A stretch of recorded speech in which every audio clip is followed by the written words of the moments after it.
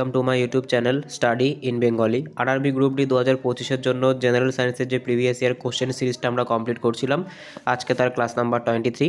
এর আগে আরও আমাদের 22 অর্থাৎ 22টা ক্লাস হয়ে গেছে। যারা এখনও পর্যন্ত সেগুলো দেখোনি, ডিসক্রিপশনে প্লেলিস্টের লিঙ্ক দেওয়া আছে, সেখান থেকে গিয়ে দেখে নিতে পারো। তাহলে চলো দেরি না করে শুরু করা যাক। আজকের প্রথম প্রশ্ন, তড়িৎ প্রবাহের এসআই একক কি? দেখো, খুব কমন একটা প্রশ্ন। এই ধরনের প্রশ্ন কিন্তু আমরা আগে অনেক প্র্যাকটিস করেছি, ঠিক আছে? এমনকি এটাও কিন্তু আমরা প্র্যাকটিস করেছি। তোমরা সকলে জানো টিসিএস এর পরীক্ষায় কিন্তু প্রচুর পরিমাণে কোশ্চেনের রিপিটেশন হয়ে থাকে। তো তড়িৎ প্রবাহের এসআই একক কী বলেছে? এখানে ব্যাক টু ব্যাক 4টে অপশান আছে। আমরা প্রথমে অপশানগুলোকে একবার দেখে নেবো। কী কী অপশান বলেছে? অ্যাম্পিয়ার বলেছে, ভোল্ট বলেছে, নিউটন বলেছে আর ডাইন বলেছে। দেখো, সবার প্রথম তোমাদেরকে বলে রাখি, এই যে নিউটন আর ডাইন আছে, এইটা কিন্তু ফোর্স বা বলের একক, ঠিক আছে? ফোর্স বা বলের একক। নিউটন হচ্ছে এসআই একক আর ডাইন কিন্তু হয়ে যাচ্ছে সিজিএস একক। তাই এটা কিন্তু আমাদের অ্যান্সার হবে না। এইবার দেখো, এই যে ভোল্ট আর অ্যাম্পিয়ার আছে, এই দুটোর মধ্যে থেকে আমাদের অ্যান্সার হবে। এই যে ভোল্ট আছে, এই ভোল্টটা কিসের একক? ভোল্ট কিন্তু বিভব পার্থক্য, ঠিক আছে? যে বিভব পার্থক্য হয়ে থাকে কোনো একটা বর্তনীতে, সেই বর্তনীতে বিভব পার্থক্যের একক কিন্তু হয়ে থাকে ভোল্ট। আর অ্যাম্পিয়ার কিসের একক হয়ে থাকে? অ্যাম্পিয়ার কিন্তু তড়িৎ প্রবাহ মাত্রা বা কারেন্ট, ঠিক আছে? যেটাকে কিন্তু আমরা কারেন্টও বলে থাকি, সেটার ইউনিট হয়ে থাকে অ্যাম্পিয়ার। তাই আমাদের সঠিক অ্যান্সার কী হয়ে যাবে? আমাদের সঠিক অ্যান্সার হয়ে যাবে কিন্তু অ্যাম্পিয়ার। নেক্সট কোশ্চেন আমরা দেখে নেব, পরবর্তী কোশ্চেন। আজকে 2 নম্বর কোশ্চেন কী বলেছে? শৈবাল জাতীয় উদ্ভিদ সাধারণত কোন গোষ্ঠীর মধ্যে পড়ে? দেখো, এখানে ব্যাক টু ব্যাক 4টে অপশান আছে। দেখো, সবার প্রথমে তোমাদেরকে কিন্তু জানতে হবে শৈবাল বা যে অ্যালগি আছে, সেই অ্যালগি কোন গোষ্ঠীর মধ্যে পড়ে। দেখো, সবার প্রথম তোমাদেরকে কিন্তু বলে রাখি, এই যে অ্যালগি আছে, এই অ্যালগি কিন্তু থ্যালোফাইটার মধ্যে পড়ে, ঠিক আছে? থ্যালোফাইটার যে গ্রুপ আছে, সেই গ্রুপের মধ্যে কিন্তু পড়ে। এবার দেখো, যে প্লান্টস হয়ে থাকে বা যে উদ্ভিদ হয়ে থাকে, সেই উদ্ভিদকে কিন্তু মোট 5টা কিংডমে ভাগ করা হয়ে থাকে, ঠিক আছে? দেখো, তার ভেতর থেকে 3টে কিংডম এখানে দেওয়া আছে, যে দুটো দেয়া নেই সেটা আমি তোমাদেরকে বলে দিচ্ছি। দেখো, সবার প্রথমে উদ্ভিদের যে গোষ্ঠী আছে তাদেরকে কিন্তু প্রথমটা থ্যালোফাইটাতে ভাগ করা হয়, তারপর টেরিডোফাইটাতে ভাগ করা হয়, তারপর ব্রায়োফাইটাতে ভাগ করা হয়। এছাড়াও কিন্তু আরও দুটো আছে, একটাকে কিন্তু বলা হয়ে থাকে অ্যানজিওস্পার্ম, ঠিক আছে? অ্যানজিওস্পার্ম। আর একটাকে কিন্তু বলা হয়ে থাকে জিমনোস্পার্ম, ঠিক আছে? আর একটাকে কিন্তু বলা হয়ে থাকে জিমনোস্পার্ম। তোমরা চাইলে এটাকে নোট ডাউন করতে পারো। দেখো, এই যে থ্যালোফাইটা আছে, এই থ্যালোফাইটার মধ্যে কারা কারা পড়ে? দেখো, এই থ্যালোফাইটার মধ্যে কিন্তু যত ধরনের শৈবাল আছে, তারা কিন্তু এই থ্যালোফাইটার মধ্যেই পড়ে। আর এরা কিন্তু সাধারণত জলচর হয়ে থাকে, অর্থাৎ এটাকে কিন্তু আমরা জলের মধ্যেই দেখতে পাই। এইবার যে টেরিডোফাইটা আছে, এই টেরিডোফাইটার সবথেকে ভালো এক্সাম্পল কি? এই টেরিডোফাইটার সবথেকে ভালো এক্সাম্পল হচ্ছে ফার্ন, ঠিক আছে? ব্রায়োফাইটা কোনগুলো? যেগুলো কিন্তু ভেজা স্যাঁতস্যাঁতে জায়গায় হয়, যেমন মস জাতীয় উদ্ভিদ। অ্যানজিওস্পার্ম বলতে আমরা কোনগুলোকে বুঝি? দেখো, অ্যানজিওস্পার্ম বলতে কিন্তু আমরা বুঝে থাকি সেই সমস্ত গাছদের, যে সমস্ত গাছের যে ফল হয় বা ফুল তো অবশ্যই হবে, ঠিক আছে? দেখো, যে ফুল থেকে যে ফলটা হয়, সেই ফলের ভেতরের বীজ থাকে, ঠিক আছে?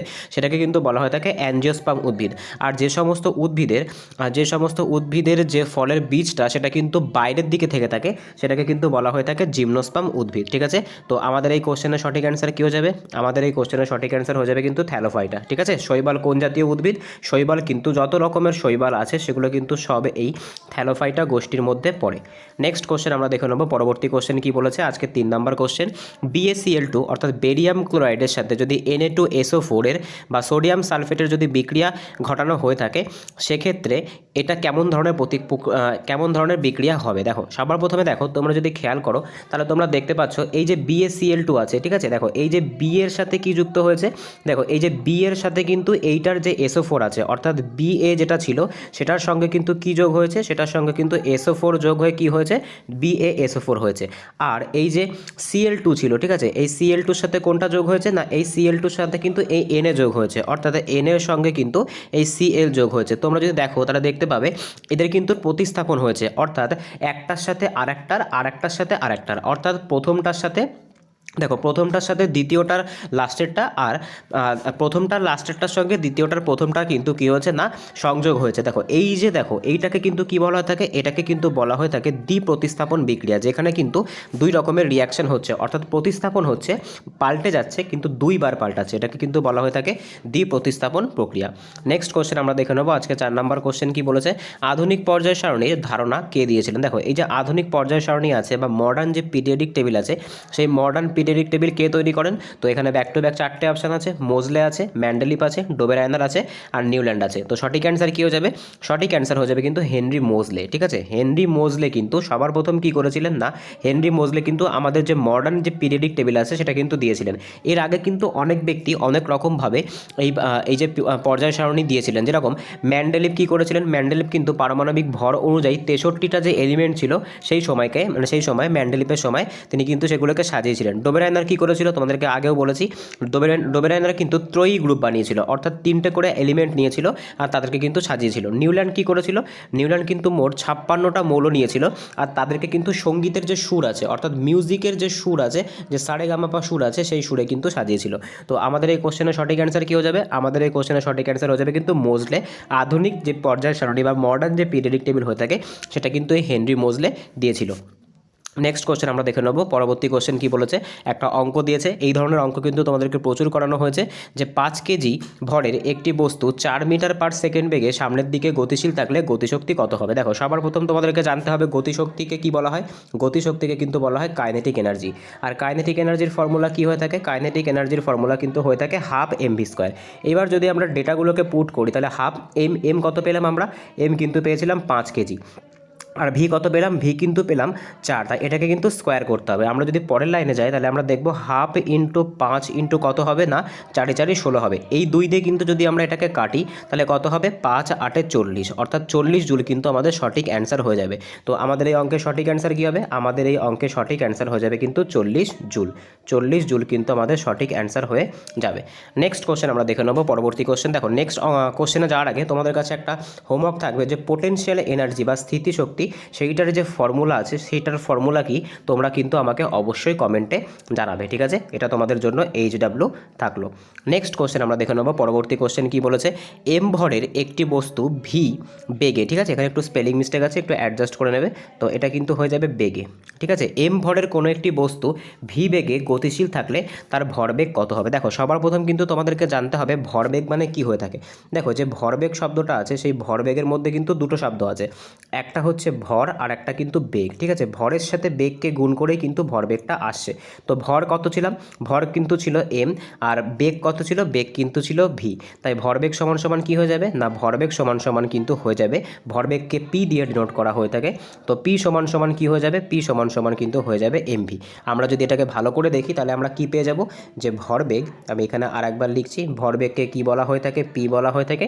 পি সমান সমান কিন্তু হয়ে যাবে এম ইন্টু ভি, অর্থাৎ মাস ইন্টু ভেলোসিটি কিন্তু আমাদের সঠিক অ্যান্সার হয়ে যাবে। মাস ইন্টু ভেলোসিটি কিন্তু আমাদের সঠিক অ্যান্সার হয়ে যাবে। আর এটাই কিন্তু ভরবেগের যে ডাইরেক্ট ফর্মুলা। নেক্সট কোশ্চেন আমরা দেখে নেব। পরবর্তী কোশ্চেন কি বলেছে, আজকে 7 নম্বর কোশ্চেন, কোনো বর্তনীর বিভব পার্থক্য, দেখো এখানে আমরা একটু স্পেলিং মিস্টেক আছে, এটা হয়ে যাবে কোনো বর্তনীর বিভব পার্থক্য। ঠিক আছে, কোনো বর্তনীর বিভব পার্থক্য মাপতে কোন যন্ত্র ব্যবহার করা হয়ে থাকে? দেখো বর্তনীর যে বিভব পার্থক্য হয়ে থাকে সেই বিভব পার্থক্য মাপতে কোন যন্ত্র ব্যবহার করা হয়ে থাকে? এখানে ব্যাক টু ব্যাক 4টে অপশান দিয়েছে, ভোল্টামিটার দিয়েছে, অ্যামমিটার দিয়েছে, গ্যালভানোমিটার দিয়েছে আর থার্মোমিটার দিয়েছে। দেখো থার্মোমিটারকে কিন্তু আমাদের যে শরীরের উষ্ণতা আছে সেই উষ্ণতা কিন্তু থার্মোমিটারে মাপা হয়, তাই থার্মোমিটার কিন্তু সঠিক অ্যান্সার আমাদের হতে পারে না। গ্যালভানোমিটার দিয়ে কী মাপা হয়? গ্যালভানোমিটার দিয়ে কিন্তু কোনো একটা মনে করো বর্তনী আছে বা কোনো একটা কারেন্টের তার আছে, তার ভেতর দিয়ে সবথেকে সূক্ষ্ম কী পরিমাণে ইলেকট্রিসিটি বয়ে যাচ্ছে বা তার ভেতর দিয়ে কোনো রকম ইলেকট্রিসিটি বয়ে যাচ্ছে কিনা সেটা চেক করার জন্য কিন্তু গ্যালভানোমিটার ইউজ করা হয়ে থাকে। অ্যামমিটার দিয়ে কি ইউজ করা, অ্যামমিটার কিসের জন্য ইউজ করা হয়ে থাকে সেটা তোমরা আমাকে অবশ্যই কমেন্টে জানাবে। ঠিক আছে, এটা তোমাদেরকে আমি আগে ডিসকাস করেছি। আর আমাদের এই কোশ্চেনের সঠিক অ্যান্সার কী হয়ে যাবে? আমাদের এই কোশ্চেনের সঠিক অ্যান্সার হয়ে যাবে কিন্তু ভোল্টমিটার। ভোল্টমিটার যন্ত্রের সাহায্যে কিন্তু কোনো একটা বর্তনীর মধ্যে যে পার্থক্য, যে বিভব পার্থক্য আছে সেটা কিন্তু মাপা হয়ে থাকে। নেক্সট কোশ্চেন আমরা দেখে নেব। পরবর্তী কোশ্চেন কী বলেছে, আজকের 8 নম্বর কোশ্চেন কি বলেছে, একটি এলিমেন্টের ইলেকট্রন কনফিগারেশন 2 8 2 হলে সেটি পর্যায় সারণীর কোন গ্রুপে অবস্থান করছে? দেখো কি বলেছে, দেখো তোমাদের কিন্তু এটা শিখতে হবে। দেখো কি বলেছে, সবার প্রথম কিন্তু বলেছে 2 8 আর 2। দেখো যখন আমরা কোনো একটা মৌলকে ইলেকট্রন কনফিগারেশন করি সেইটা আমাদের যে পর্যায় সারণীর কোথায়, কোন গ্রুপে বা কোন পিরিয়ডে আছে সেটা বোঝার কিন্তু একটা উপায় আছে। ঠিক আছে, দেখো তোমরা দেখবে যতগুলো সেল থাকবে, দেখো এখানে কতগুলো সেল হয়েছে, একটা সেল হয়েছে, দুটো সেল হয়েছে, 3টে সেল হয়েছে। কী কী সেল হয়েছে? কে সেল হয়েছে, এল সেল হয়েছে আর কিন্তু এম সেল হয়েছে।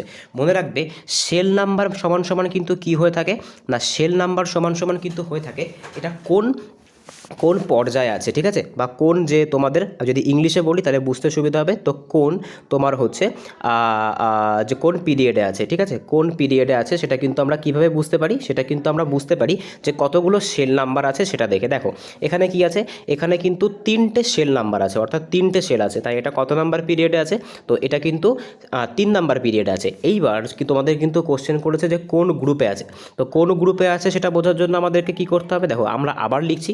সবার প্রথমে কে সেল, এল সেল আর হচ্ছে এম সেল। আমি কি বলেছি, যদি 3টে সেল থাকে বা যতগুলো সেল নাম্বার থাকবে ওটা কিন্তু ততগুলো পিরিয়ডে থাকবে। এখানে 3টে সেল নাম্বার আছে, তাই কিন্তু এটা 3 নাম্বার পিরিয়ডে থাকবে। আর দেখো লাস্টের যে সেল থাকবে সেই সেলে যতগুলো ইলেকট্রন থাকবে সেটা কিন্তু তার গ্রুপ নাম্বারও হয়ে যাবে, ঠিক আছে। তো দেখো লাস্টের সেলে কতগুলো ইলেকট্রন আছে, 2টো ইলেকট্রন আছে, তাই এটা কিন্তু গ্রুপ 2তে আছে, ঠিক আছে। কোথায় আছে, তো এটা কিন্তু গ্রুপ 2 বা 2 নাম্বার গ্রুপে আছে। এইবার এই যে 2, 8 আর এই যে 2, এটা কোন মৌলের ইলেকট্রন কনফিগারেশন সেটা তোমরা আমাকে কমেন্টে জানাবে, এটা তোমাদের জন্য HW থাকছে।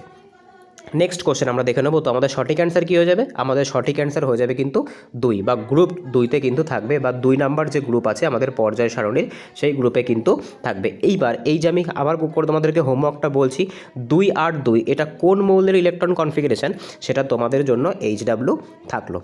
নেক্সট কোশ্চেন আমরা দেখে নেব, পরবর্তী কোশ্চেন কী বলেছে, আজকে 9 নাম্বার কোশ্চেন।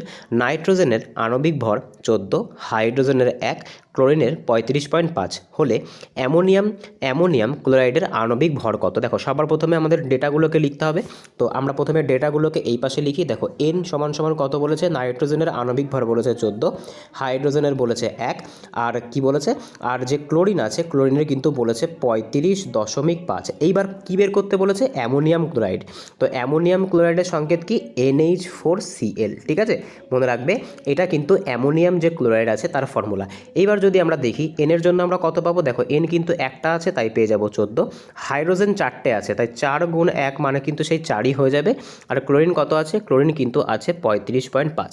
তো এটাকে যদি আমরা যোগ করি এবার, তাহলে আমরা দেখব 14 আর 4 18 হয়ে যাবে, আর এখানে কিন্তু হয়ে যাবে 35। তো 18 আর 35 যদি আমরা যোগ করি তাহলে আমরা কত পাবো, তো 18 আর 35 যোগ করলে কিন্তু আমরা পেয়ে যাব 53, আর এখানে যে 0.5টা আছে লাস্টে এই 0.5টা দিয়ে দিলে আমাদের আণবিক ভর কত চলে আসবে, তো 53.5 হয়ে যাবে কিন্তু, বা 53.5 হয়ে যাবে কিন্তু যে অ্যামোনিয়াম ক্লোরাইড তার আণবিক ভর। তো আমাদের সঠিক অ্যান্সার কী হয়ে যাবে, আমাদের সঠিক অ্যান্সার হয়ে যাবে কিন্তু 53.5, ঠিক আছে, 53.5 কিন্তু আমাদের সঠিক অ্যান্সার হয়ে যাবে। নেক্সট কোশ্চেন আমরা দেখে নেব, পরবর্তী কোশ্চেন কী বলেছে, আজকে 10 নম্বর কোশ্চেন।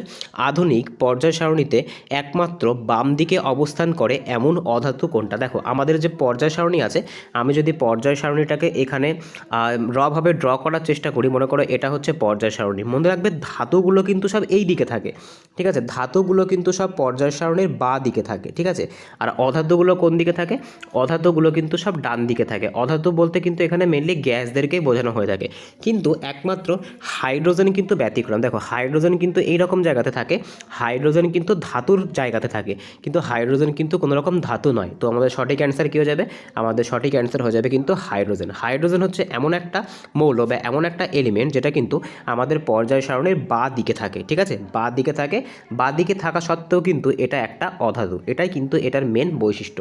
এই জন্য কিন্তু হাইড্রোজেনকে দুষ্ট মৌলও বলা হয়ে থাকে, ঠিক আছে, হাইড্রোজেনকে কিন্তু দুষ্ট মৌলও বলা হয়ে থাকে। এইবার এই যে হাইড্রোজেনকে দুষ্ট মৌল কে বলেছিল, এটা তোমাদের জন্য HW থাকলো, তোমরা অবশ্যই আমাকে কমেন্টে জানাবে। নেক্সট কোশ্চেন আমরা দেখে নেব, পরবর্তী কোশ্চেন কি বলেছে, আজকের 11 নম্বর কোশ্চেন। বেগুনি বর্ণের কঠিন হ্যালোজেন মৌল কোনটা। দেখো আমাদের যে পর্যায় সারণী আছে বা আমাদের যে মডার্ন পিরিয়ডিক টেবিল আছে, সেই মডার্ন পিরিয়ডিক টেবিলের যে গ্রুপ 17 থাকে যে সমস্ত মৌলগুলো, সেই সমস্ত মৌলগুলোকে কিন্তু বলা হয়ে থাকে হ্যালোজেন মৌল।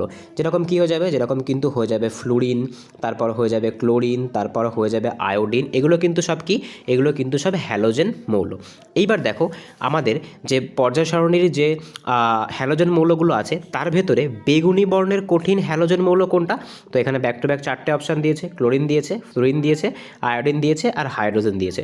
তো সঠিক অ্যান্সার আমাদের কী হয়ে যাবে, সঠিক অ্যান্সার হয়ে যাবে কিন্তু আয়োডিন। আয়োডিনের যে রং সেটা কিন্তু হয়ে থাকে বেগুনি, আর আয়োডিন কিন্তু কঠিন হয়ে থাকে, ঠিক ঠিক আছে, আয়োডিন কিন্তু অধাতু হওয়া সত্ত্বেও কঠিন হয়ে থাকে। নেক্সট কোশ্চেন আমরা দেখে নেব, পরবর্তী কোশ্চেন আজকের 12 নম্বর কোশ্চেন কি বলেছে, 1 হর্স পাওয়ার মানে কত ওয়াট। দেখো এই কোশ্চেনটা কিন্তু কালকেও করিয়েছিলাম তোমাদেরকে। তো 1 হর্স পাওয়ার মানে কিন্তু সমান সমান কত হয়ে থাকে, 746 ওয়াট। এই কোশ্চেনগুলো কিন্তু রিপিটেশন, মনে রাখবে টিসিএস এর পরীক্ষায় কিন্তু প্রচুর কোশ্চেন রিপিটেশন করা হয়। তো আমাদের সঠিক অ্যান্সার কী হয়ে যাবে, আমাদের সঠিক অ্যান্সার হয়ে যাবে কিন্তু 746 ওয়াট। দেখো এই যে হর্স পাওয়ার যে ইউনিটটা আছে, এগুলো কিন্তু দেখবে যে রেসিং কারগুলো হয়ে থাকে বা যে বড় বড় যে মেশিনগুলো হয়ে থাকে, ঠিক আছে, সেই সমস্ত মেশিনে কিন্তু, বা আমরা বলতে পারি যে বড় বড় ইঞ্জিনগুলো হয়ে থাকে যে কোনো রেসিং কারের বা বড় বড় যে দামি গাড়িগুলোর, সেইগুলোতে কিন্তু এই হর্স পাওয়ার ইউনিটটা ব্যবহার করা হয়ে থাকে। নেক্সট কোশ্চেন আমরা দেখে নেবো, আজকে 13 নম্বর কোশ্চেন কী বলেছে, নিম্নলিখিত কাদের 3 প্রকোষ্ঠ বিশিষ্ট হৃৎপিণ্ড দেখতে পাওয়া যায়। 3 চেম্বার্ড হার্ট, ঠিক আছে, কি চেম্বার্ড হার্ট না 3 চেম্বার হার্ট, অর্থাৎ হৃৎপিণ্ডের যে প্রকোষ্ঠ হয়ে থাকে সেখানে 3টে চেম্বার থাকে। দেখো আমাদের মানুষের কি হয়ে থাকে, মানুষের আর পাখির কিন্তু 4টে থাকে, ঠিক আছে, এই একটা আর এই একটা। দেখো এটাকে কি বলা হয় থাকে, এটাকে কিন্তু বলা হয় থাকে বাম অলিন্দ, মানুষের ক্ষেত্রে বলছি বাম অলিন্দ। এটাকে কিন্তু বলা হয় থাকে ডান অলিন্দ, বাম নিলয়। আর এটাকে কি বলা হয় থাকে, এটাকে কিন্তু বলা হয় থাকে আমি একটু ভুল বললাম, এক সেকেন্ড দাঁড়াও, এই জায়গাটাতে আমি নতুনভাবে ড্র করার চেষ্টা করছি। তো দেখো এই যে প্রকোষ্ঠটা আছে, এটাকে কি বলা হয় থাকে, ওপরের দুটোকে কিন্তু বলা হয় থাকে অলিন্দ, আর নিচের দুটোকে কিন্তু বলা হয় থাকে নিলয়, ঠিক আছে। তো এটাকে কিন্তু বলা হয়ে থাকে এটাকে কিন্তু বলা হয় থাকে ডান নিলয়, এটাকে কিন্তু বলা হয় থাকে ডান অলিন্দ, এটাকে বলা হয় থাকে বাম অলিন্দ, এটাকে বলা হয় থাকে ডান নিলয়, আর এটাকে কিন্তু বলা হয় থাকে বাম নিলয়। এটা কিন্তু মানুষের ক্ষেত্রে বললাম, ঠিক আছে। এইবার আমাদের কি চেয়েছে, আমাদের কিন্তু চেয়েছে সরীসৃপ। মনে রাখবে সরীসৃপের কিন্তু 2 চেম্বার হার্ট থাকে, ঠিক আছে, অর্থাৎ এই যে দুটো প্রকোষ্ঠ থাকে, এই দুটো দিয়ে কিন্তু সারা শরীর থেকে রক্ত আসে, আর এইটা দিয়ে কিন্তু সারা শরীরে রক্তটা ছড়িয়ে যায়। তো সঠিক অ্যান্সার কী হবে, সঠিক অ্যান্সার হয়ে যাবে কিন্তু উভচর, ঠিক আছে, এটা কিন্তু আমাদের সঠিক অ্যান্সার হয়ে যাবে। নেক্সট কোশ্চেন আমরা দেখে নেব, পরবর্তী কোশ্চেন কি বলেছে, প্রোপেনের রাসায়নিক সংকেত কত। দেখো প্রোপেন তোমাদের কিন্তু মনে রাখতে হবে, প্রোপেনের রাসায়নিক সংকেত কত, প্রোপেনের রাসায়নিক সংকেত কিন্তু হয়ে যাচ্ছে C3H8, ঠিক আছে, C3H8 কিন্তু প্রোপেনের রাসায়নিক সংকেত। এবার দেখো এটা কি করে এসেছে, তো দেখো তোমাদের কিন্তু মনে রাখতে হবে, দেখো একটা ফর্মুলা আছে যে CN একটু CN প্লাস H2N+2, ঠিক আছে। তো কী করে হচ্ছে দেখো, এটা কিন্তু এখানে মাঝে প্লাসটা দরকার নেই, ঠিক আছে, CnH2n+2। দেখো আমাদের কিন্তু জানতে হবে, দেখো এই যে প্রোপ আছে, ঠিক আছে, এই প্রোপ মানে কিন্তু 3, ঠিক আছে, দেখো এই যে প্রোপ আছে, এই প্রোপ মানে কিন্তু 3, তাই আমরা যদি এই সি এর জায়গায় 3 রাখি, ঠিক আছে, সি এর জন্য যদি 3 রাখি, তাহলে এখানে গিয়ে কী হয়ে যাবে, এখানে গিয়ে কিন্তু হয়ে যাবে H2n, ঠিক আছে, CN প্লাস H2n+2। এখানে আমার মনে হচ্ছে একটু ভুল লেখা হয়ে গেছে, তোমরা যদি একটু খেয়াল করো, দেখো কি হয়ে যাবে CnH2n+2। এবার আমি কি বললাম, প্রোপ মানে কি, প্রোপ মানে কিন্তু হয়ে থাকে 3, ঠিক আছে। তো এই দেখো প্রোপেন আছে, সেই প্রোপেনের প্রোপ মানে কিন্তু 3, তাই সি এর জন্য এখানে 3 হবে। এবার এইচের জন্য কি হবে, 3-এর ডবল হয়ে যাবে 6 যোগ হচ্ছে 2, অর্থাৎ C3H8, এটা কিন্তু হয়ে যাবে প্রোপেনের সংকেত, ঠিক আছে। আশা করি বুঝতে পেরেছো, না বুঝতে পারলে কমেন্টে জানাবে, তোমাদেরকে আমি এটা আবার পরের ক্লাসে অ্যাড করে দেবো। নেক্সট কোশ্চেন আমরা দেখে নেবো, পরবর্তী কোশ্চেন কি বলেছে, আধুনিক পর্যায় সারণীতে বাম দিক থেকে ডান দিকে গেলে পরমাণুর ব্যাসার্ধের কি পরিবর্তন হবে। দেখো তোমাদেরকে আমি আগেও বলেছি যে পর্যায় সারণী আছে, ঠিক আছে, এটা মনে করো সেই পর্যায় সারণী রভাবে আঁকছি। এই যে পর্যায় সারণী আছে, এই পর্যায় সারণীর আমরা যদি একটু বেঁকে গেছে, দাঁড়াও, এই যে পর্যায় সারণী আছে, এই পর্যায় সারণীতে যদি আমরা কি করি না, যদি আমরা বাম দিক থেকে ডান দিকের দিকে যাই, তাহলে কিন্তু পরমাণুর যে ব্যাসার্ধ হয়ে থাকে বা যে অ্যাটমিক রেডিয়াস হয়ে থাকে, ঠিক আছে, পারমাণবিক ব্যাসার্ধ বা যে অ্যাটমিক রেডিয়াস হয়ে থাকে, সেটা কিন্তু কমতে থাকে। তো আমাদের সঠিক অ্যান্সার কী হয়ে যাবে, আমাদের সঠিক অ্যান্সার হয়ে যাবে কিন্তু পরমাণুর ব্যাসার্ধ কমবে। নেক্সট কোশ্চেন আমরা দেখে নেব, পরবর্তী কোশ্চেন আজকের 15 নম্বর কোশ্চেন কি বলেছে, যে 1 মোল ওয়াশিং সোডাতে কত অণু জল থাকে। দেখো খুব কমন একটা কোশ্চেন, এর জন্য কিন্তু তোমাদের ফর্মুলা জানতে হবে। তো তোমাদেরকে সবার প্রথমে কিন্তু যে ওয়াশিং সোডা যেটা হয়ে থাকে, সেই ওয়াশিং সোডার ফর্মুলা কী হয়ে থাকে, মনে রাখবে Na2CO3, 10H2O। দেখো এইবার দেখো H2O মানে তো আমরা জল জানি, এবার এখানে কতগুলো H2O তুমি দেখতে পাচ্ছ, জলের কতগুলো অণু দেখতে পাচ্ছ, 10টা। তাই সঠিক অ্যান্সার কী হয়ে যাবে, সঠিক অ্যান্সার হয়ে যাবে কিন্তু 10টা। তাহলে 1 মোল যে ওয়াশিং সোডা বা যে কাপড় কাচা সোডা থাকবে, সেখানে কতটা জল থাকবে, সেখানে কিন্তু 10 অণু জল থাকবে। নেক্সট কোশ্চেন আমরা দেখে নেব আজকের পরবর্তী কোশ্চেন কি বলেছে, তড়িৎ বিভবের এসআই একক কি। দেখো যে তড়িৎ বিভব হয়ে থাকে, আগেরটা কিন্তু আমরা পেয়েছিলাম তড়িৎ প্রবাহ মাত্রা, আর এখানে কিন্তু আমরা পাচ্ছি তড়িৎ বিভব। ঠিক আছে, কি পাচ্ছি, তড়িৎ বিভব। তো তড়িৎ বিভবের এসআই একক কী হয়ে থাকে, তড়িৎ বিভবের এসআই একক কিন্তু হয়ে যাবে ভোল্ট। ঠিক আছে, ভোল্ট এককে কিন্তু এই বিভব পার্থক্য বা যে তড়িৎ বিভব সেটা কিন্তু মাপা হয়ে থাকে। নেক্সট কোশ্চেন হয়ে যাবে পরবর্তী কোশ্চেন কি বলেছে আজকে 17 নম্বর কোশ্চেন, চিপসের প্যাকেটে কোন গ্যাস ভর্তি থাকে। ঠিক আছে, তো চিপসের প্যাকেটে কোন গ্যাস ভর্তি থাকে, তো মনে রাখবে চিপসের প্যাকেটে কিন্তু নাইট্রোজেন গ্যাস ভর্তি হয়ে থাকে। কেন ভর্তি হয়ে থাকে, যাতে চিপসগুলো কিন্তু নষ্ট না হয়ে যায়। চিপসগুলো কি হয়ে যাবে, মনে করো চিপসগুলো যদি কোনো কারণে প্যাকেটটা আলগা থাকে, মনে করো এটা চিপসের প্যাকেট, কোনো কারণে যদি মনে করো এখানে কোনো ছিদ্র হয়ে যায়, সেক্ষেত্রে কিন্তু অক্সিজেন তার ভেতরে প্রবেশ করবে আর যে চিপসগুলো আছে সেগুলোকে কিন্তু জারিত করে দেবে, অর্থাৎ সেগুলো কিন্তু নষ্ট হয়ে যাবে। সেই কারণের জন্য কিন্তু নাইট্রোজেন গ্যাস দিয়ে ওটা ফিল করা থাকে। নেক্সট কোশ্চেন আমরা দেখে নেবো পরবর্তী কোশ্চেন কি বলেছে। দেখো এম ভরের কোনো একটি বস্তু, এটা মনে হচ্ছে রিপিটেশন হয়ে গেছে, তো এটার যে অ্যান্সার হবে সেটা তোমরা আমাকে অবশ্যই কমেন্টে জানাবে। ঠিক আছে, এটা কিন্তু রিপিটেশন হয়ে গেছে যে এম ভরের কোনো একটি বস্তু ভি বেগে গতিশীল থাকলে তার ভরবেগ কত হবে, এটা তোমরা আমাকে কমেন্টে জানাবে। এটা কিন্তু তোমাদের জন্য HW থাকলো। ঠিক আছে, তো আজকে এই অবধি ছিল। যদি ভিডিওটা ভালো লেগে থাকে তাহলে অবশ্যই চ্যানেলটাকে সাবস্ক্রাইব করো, পাশে থাকা বেল আইকনটিকে প্রেস করে রেখো। সরি। এছাড়া যদি ভিডিওটা ভালো লেগে থাকে তাহলে বন্ধুদের কাছে শেয়ার করো। এছাড়া কিন্তু আমাদের যে 22টা ক্লাস এর আগে হয়ে গেছে, যারা যারা দেখোনি এখনও পর্যন্ত তারা গিয়ে চাইলে দেখে নিতে পারো। তো দেখা হচ্ছে পরের ভিডিওতে, বাই।